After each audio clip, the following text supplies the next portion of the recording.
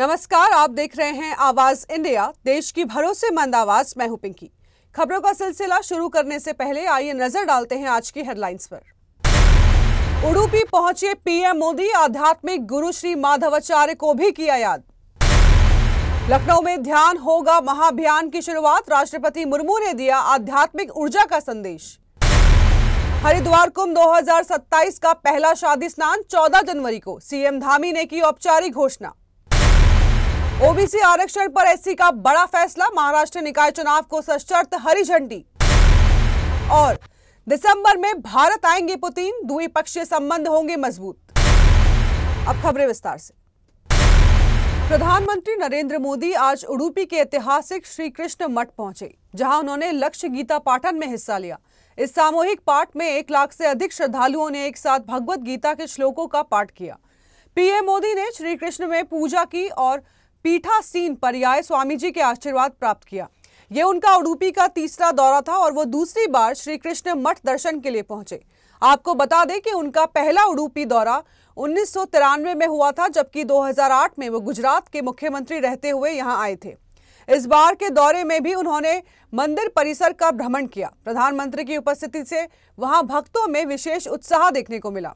दर्शन के बाद पीएम मोदी ने कहा कि उडुपी ने 5 दशक पहले एक नया शासन मॉडल पेश किया था और राम जन्मभूमि आंदोलन में यहां का योगदान ऐतिहासिक है। उन्होंने बताया कि श्री विश्वेश तीर्थ स्वामी जी के मार्गदर्शन से ही अयोध्या में राम मंदिर का शिखर ध्वज से सजा है। उन्होंने यह भी बताया कि राम मंदिर में एक विशेष द्वार उडुपी के श्री माधवाचार्य को समर्पित है। पीएम मोदी ने कनक विंडो का जिक्र करते हुए संत कवि कनक दास की स्मृति को भी याद किया।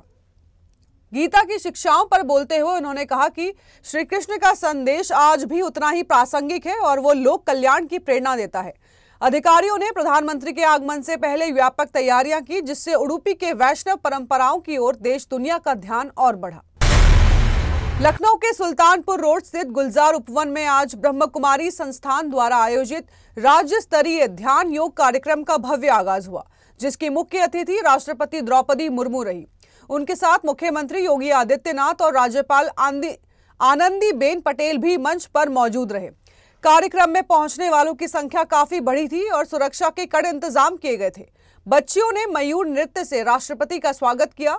राष्ट्रपति के लिए एक विशेष कक्ष भी बनाया गया था। इस आयोजन ने पूरे उपवन में आध्यात्मिकता और अनुशासन का अनोखा माहौल बना दिया। कार्यक्रम को संबोधित करते हुए सीएम योगी ने ध्यान योग अभियान को समाज में सकारात्मक ऊर्जा फैलाने वाला बताया और ब्रह्मा कुमारीज संस्था की भूमिका की सराहना की। राज्यपाल आनंदीबेन पटेल ने कहा कि राजयोग एक सकारात्मक जीवन शैली है जो व्यक्ति को शांति, पवित्रता और आत्मबोध की ओर ले जाती है। राष्ट्रपति द्रौपदी मुर्मू ने ओम शांति कहकर भाषण शुरू करते हुए कहा कि विज्ञान और तकनीकी प्रगति के बीच समाज में अकेलापन, ईर्ष्या और अविश्वास भी बढ़ा है और मेडिटेशन इससे निपटने का प्रभावी साधन है। उन्होंने कहा कि स्वस्थ विचार और स्वच्छ भावनाएं ही विश्वास को जन्म देती है और आत्मिक चेतन, प्रेम और भाईचारे को मजबूत करती है।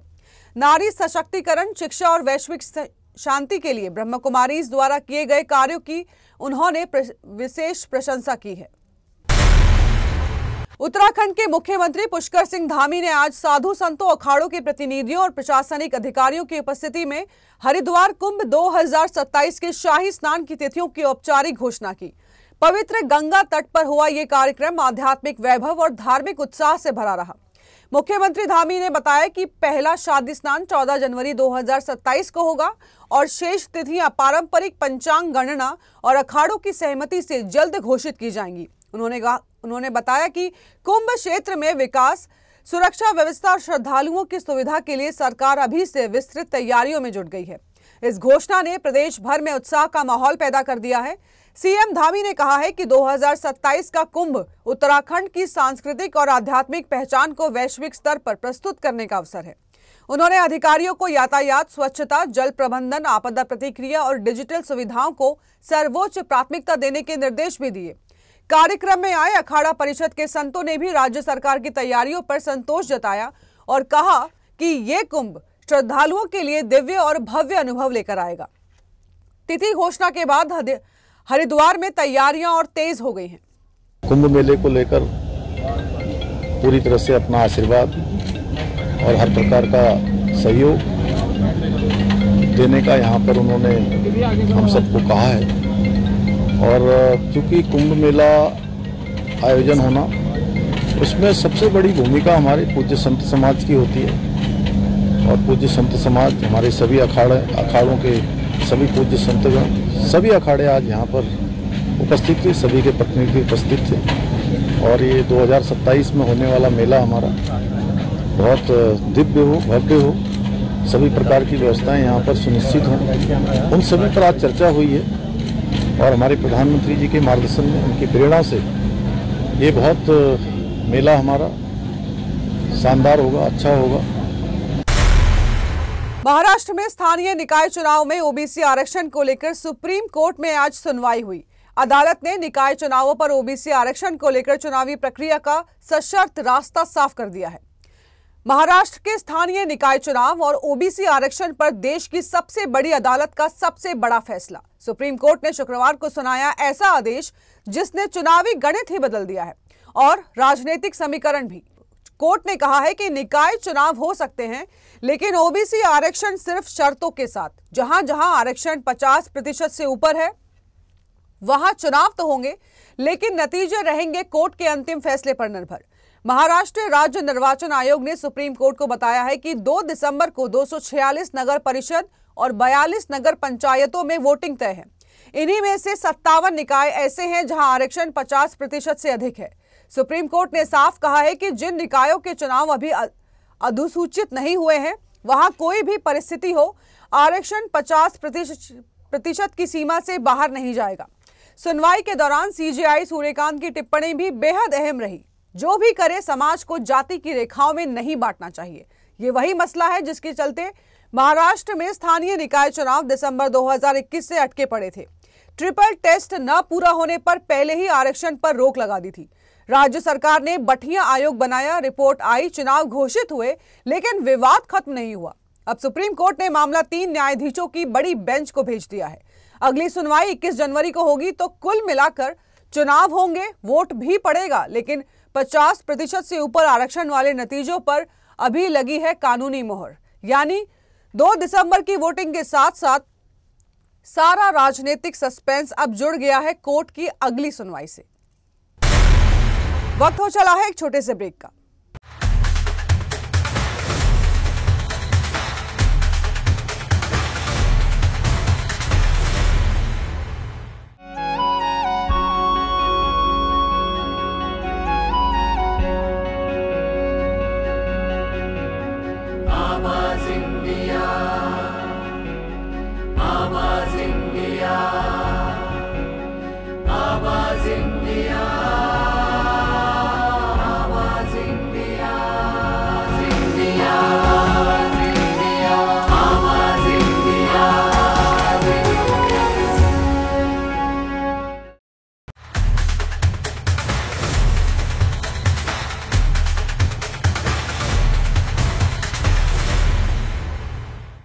ब्रेक के बाद आप सभी का स्वागत है। बढ़ते हैं अगली खबर की ओर।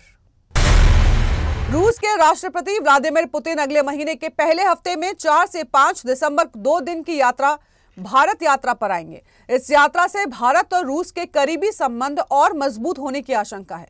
रूसी सरकारी टीवी ने क्रेमलिन के विदेश नीति सलाहकार यूरी उशाकोव के हवाले से कहा है कि यह यात्रा बहुत भव्य और सार्थक होगी। रूस और भारत इस यात्रा की तैयारियों में पूरी तरह जुटे हैं। पुतिन की यात्रा को लेकर दोनों देशों में कूटनीतिक उत्साह देखा जा रहा है। यह दौरा द्विपक्षीय सहयोग और रणनीतिक साझेदारी को मजबूत करने का अवसर माना जा रहा है। भारत में उनकी यात्रा में सुरक्षा और उच्च स्तरीय कार्यक्रमों का विशेष ध्यान रखा जाएगा। इसके जरिए दोनों देशों के बीच नई परियोजनाओं और समझौतों पर चर्चा होगी। यूरी उशाकोव ने कहा है कि यह यात्रा पीएम मोदी और पुतिन के बीच पिछले समझौते को लागू करने का अवसर है। दोनों नेता द्विपक्षीय मुद्दों और अंतर्राष्ट्रीय मामलों पर विस्तार से बातचीत करेंगे। रूस के विदेश मंत्री सर्गेई लावरोव ने हाल ही में भारत यात्रा की पुष्टि की थी। उन्होंने कहा कि पुतिन जल्द ही भारत आएंगे। इस यात्रा से दोनों देशों के राजनीतिक और आर्थिक और रक्षा क्षेत्रों में सहयोग बढ़ेगा। विशेषज्ञों का मानना है कि यह दौरा क्षेत्रीय स्थिरता और रणनीतिक साझेदारी को मजबूती देगा। पाकिस्तान के पूर्व प्रधानमंत्री इमरान खान के स्वास्थ्य को लेकर लगातार तरह तरह की खबरें सामने आ रही है। इस बीच उनकी बहन नौरीन नियाजी ने बड़ा बयान जारी करते हुए कई सवाल खड़े कर दिए हैं। पाकिस्तान की सियासत के आसमान पर आज सबसे बड़ा सवाल, कहां है पूर्व प्रधानमंत्री इमरान खान? जिंदा, बीमार या फिर कुछ और? पूरा मुल्क उलझा है, लेकिन जवाब किसी के पास नहीं। इमरान खान की बहन नौरीन नियाजी का बयान जैसे आग में घी डालने जैसा है। नौरीन साफ कहती हैं कि हमें कुछ नहीं पता, हमें मिलने नहीं दिया जा रहा। 4 हफ्ते से दरवाजे बंद हैं, पीटीआई नेताओं को भी रोक दिया गया है। मुलाकात तय थी पर अदियाला जेल का फाटक नहीं खुला। जेल प्रशासन चुप है, सरकार चुप है और इसी खामोशी ने पूरे पाकिस्तान को बेचैन कर दिया है। नौरीन नियाजी का दर्द, भारत में खबर चली कि इमरान को मार दिया गया है, लेकिन सच क्या है यह अभी तक किसी को बताया नहीं जा रहा है। वे कहती हैं कि हमें रोका जा रहा है, धमकाया जा रहा है। पहली बार महिलाओं को ऐसे धक्का दिया गया। उनकी आवाज, उनकी बेचैनी ये बताने के लिए काफी है कि हालात सामान्य नहीं है। इमरान खान की तीनों बहनें नौरीन, अलीमा और उज़मा 6 हफ्तों से अपने भाई से मिलने के लिए तरस रही हैं। जेल के बाहर धरना, विरोध, लेकिन जवाब एक भी नहीं। तो सवाल वही, इमरान खान आखिर है कहां? कैसी है उनकी तबीयत? क्या पाकिस्तान एक पूर्व प्रधानमंत्री की सुरक्षा की गारंटी भी नहीं दे सकता? अदियाला जेल की दीवारें चुप हैं, लेकिन पाकिस्तान का राजनीतिक तूफान अब तेज हो चुका है। आरएसएस के वरिष्ठ नेता और भाजपा के राष्ट्रीय महासचिव राम माधव ने दिल्ली में लाल किले में हुए बम धमाके को लेकर बड़ा बयान जारी किया है। उन्होंने कहा है कि यह घटना कई मिथकों को तोड़ती है, जैसे कि आतंकवाद का धर्म से कोई संबंध नहीं है। उनका कहना है कि दुनिया भर में यह भ्रम फैलाया गया है कि आतंकवाद का शिक्षा या गरीबी से कोई लेना देना नहीं है, जो पूरी तरह गलत है। राम माधव ने बताया है कि आतंकवाद गरीबी का नहीं, बल्कि विश्वास और वैचारिक प्रतिबद्धता का नतीजा है।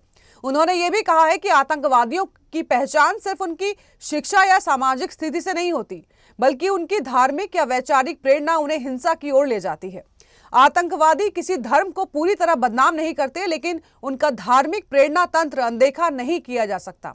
राम माधव ने मुख्य आरोपी के कृत्य को सही ठहराने के लिए कुरान की आयतों का हवाला देने का जिक्र करते हुए भारतीय उदारवादी और मुस्लिम बुद्धिजीवियों से अपील की है कि वे इस मुद्दे पर खुलकर बोलें। उन्होंने आरएसएस पर अमेरिका में लॉबिंग के आरोपों का खंडन किया है और बताया कि संघ ने कभी कोई लॉबिंग एजेंसी नहीं रखी, ना ही विदेश से कोई पैसा लिया। राम माधव ने संघ की वित्तीय व्यवस्था और पारदर्शिता की ओर इशारा किया। कहा कि सारे भवन पंजीकृत ट्रस्टों द्वारा संचालित होते हैं और हर पैसे का ऑडिट होता है। इसके अलावा उन्होंने राहुल गांधी पर निशाना साधते हुए कहा है कि उनकी वोट चोरी को लेकर शुरू की गई मुहिम पर भरोसा नहीं किया गया और उन्हें गंभीर विपक्षी नेता नहीं माना जा सकता। राम माधव का यह बयान आतंकवाद, संघ और राजनीतिक नेतृत्व पर विचार करने की महत्वपूर्ण बहस को फिर से सामने ला रहा है। खबर उत्तर प्रदेश से है, आपके आधार कार्ड से जुड़ी और असर सीधा आपके सरकारी कामों पर। उत्तर प्रदेश सरकार ने साफ साफ कह दिया है, अब आधार कार्ड जन्मतिथि का प्रमाण नहीं। जी हां, नॉट वैलिड। और यही नहीं, सभी विभागों को सख्त निर्देश जारी कर दिए गए हैं। यूपी के नियोजन विभाग ने नोटिस में लिख दिया है, आधार कार्ड में कोई जन्म प्रमाण पत्र अटैच नहीं होता, इसीलिए इसे जन्म का प्रमाण नहीं माना जा सकता। विशेष सचिव अमित सिंह बंसल ने आदेश जारी करके सभी डिपार्टमेंट्स को चेताया है, अब से किसी भर्ती में, किसी सरकारी प्रक्रिया में आधार कार्ड को डेट ऑफ बर्थ के सबूत के तौर पर स्वीकार नहीं होगा। और यह सिर्फ यूपी में नहीं, महाराष्ट्र में भी सरकार पहले ही बड़ा एक्शन ले चुकी है। 2023 के संशोधित कानून के बाद सिर्फ आधार दिखाकर बने सभी जन्म प्रमाण पत्र रद्द कर दिए गए हैं। सरकार का कहना है कि फर्जी बर्थ और डेथ सर्टिफिकेट्स की फैक्ट्रियां बंद करनी होंगी और यही वजह है कि आधार अब बर्थ प्रूफ नहीं है। तो सवाल अब, बर्थ सर्टिफिकेट के लिए कौन कौन से डॉक्यूमेंट्स वैलिड होंगे? सरकार ने जवाब दे दिया है, घर में जन्म होने वाले लोकल अथॉरिटी का जन्म प्रमाण पत्र यानी कि आधार कार्ड नहीं चलेगा। सिर्फ बेसिक आईडी प्रूफ समझिए, जन्म का सबूत नहीं। तो ध्यान रखिए, अगर आप किसी सरकारी नौकरी के लिए आवेदन कर रहे हैं, किसी दस्तावेज में जन्मतिथि अपडेट करा रहे हैं या फिर नया बर्थ सर्टिफिकेट बनवाने जा रहे हैं, आधार कार्ड साथ ले जाएं, लेकिन बर्थ प्रूफ समझकर नहीं। यूपी सरकार ने साफ कहा है, आधार पहचान है लेकिन जन्म प्रमाण पत्र नहीं। वक्त हो चला है एक छोटे से ब्रेक का।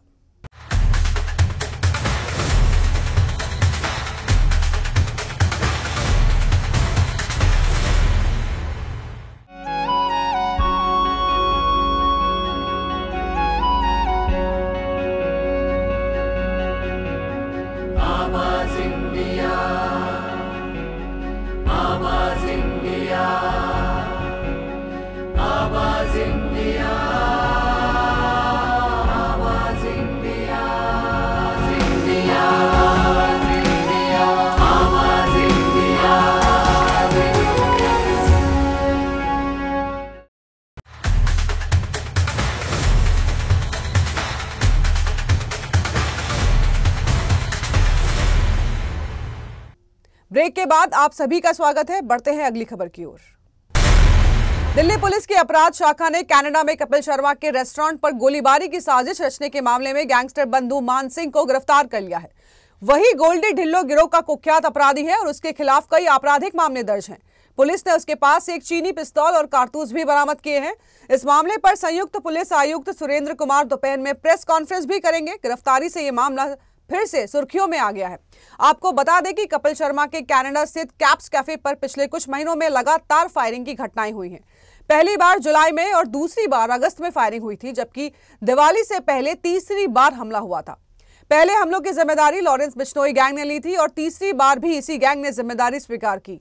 यह गिरोह बॉलीवुड हस्तियों को धमकाने के लिए कुख्यात है। पुलिस जांच कर रही है और आरोपी के खिलाफ सख्त कार्रवाई की जा रही है। वनडे वर्ल्ड कप 2025 जीतकर इतिहास रचने के बाद अब भारतीय महिला क्रिकेट टीम फिर मैदान पर लौटने को तैयार है। लंबे आराम के बाद बीसीसीआई ने टीम इंडिया के अगले इंटरनेशनल शेड्यूल का ऐलान किया है, जिसमें भारत 21 दिसंबर से श्रीलंका महिला टीम के खिलाफ 5 मैचों की T20 सीरीज खेलेगा। ये सीरीज घरेलू मैदान पर आयोजित की जाएंगी, जिसका पहला और दूसरा मुकाबला विशाखापट्टनम में 21 और 23 दिसंबर को होगा। वहीं आखिरी 3 T20 मैच 26, 28 और 30 दिसंबर को तिरुवनंतपुरम में खेले जाएंगे। बांग्लादेश के खिलाफ तय सीरीज को खिलाड़ियों को आराम देने के लिए टाल दिया गया था, जिसके बाद यह पहली इंटरनेशनल चुनौती होगी। टीम इंडिया के लिए यह वापसी बेहद महत्वपूर्ण मानी जा रही है। इस सीरीज का महत्व इसीलिए और बढ़ जाता है क्योंकि 2026 में इंग्लैंड में होने वाले आईसीसी महिला T20 वर्ल्ड कप में अब अधिक समय नहीं बचा है। तैयारी के लिहाज से यह सीरीज टीम इंडिया के लिए निर्णायक साबित हो सकती है। इस बार फिर नजरें कप्तान हरमनप्रीत कौर, स्मृति मंदाना और जेमिमा रोड्रिग्स पर होंगी, जिन्होंने वनडे वर्ल्ड कप में बेहतरीन प्रदर्शन किया था। भारत का श्रीलंका के खिलाफ T20 इतिहास भी शानदार रहा है। दोनों टीमों के बीच अब तक खेले गए 26 मुकाबलों में भारत ने 20 मैच जीते हैं। ऐसे में टीम इंडिया का लक्ष्य इस दबदबे को बरकरार रखना होगा। खिलाड़ियों के फॉर्म और टीम कॉम्बिनेशन को परखने के लिए यह सीरीज एक बड़ा मौका होगी।